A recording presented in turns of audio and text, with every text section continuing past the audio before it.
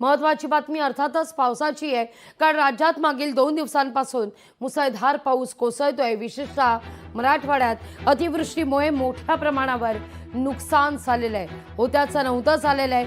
जमीन अक्षरशः खरडून निघालेली आहे, घराघरात पाणी आहे, दुकानांमध्ये पाणी आहे। आता पावसाचा जोर जरी ओसरला असला तरी मात्र पाणी ओसरण्यास अद्यापही म्हणावी तशी सुरुवात झालेली नाहीये। त्या दृष्टिकोनातून देखील एनडीआरएफ कडून मदत वेगात सुरू असल्याचं दिसतंय।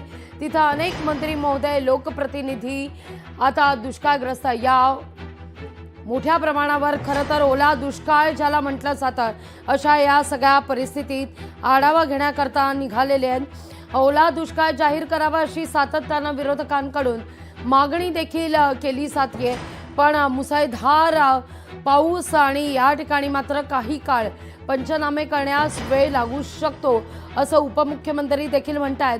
कारण गाळ या ठिकाणी उपसण्याचं काम किंबहुना चिखल कमी झाला तरच नुकसान किती झालंय याचा अंदाज लागू शकतो। त्यामुळे काही काळ वेळ लागेल, पण कोणाचंही नुकसान होणार नाही, निधीत कुठेही कमतरता भासू देणार नाही याची ग्वाही राज्य सरकारच्या वतीनं देण्यात आलेली आहे। राज्याचे मुख्यमंत्री देवेंद्र फडणवीस, दोनही उपमुख्यमंत्री अर्थात अजित पवार आणि एकनाथ शिंदे मराठवाडा दौऱ्यात दाखल झाले।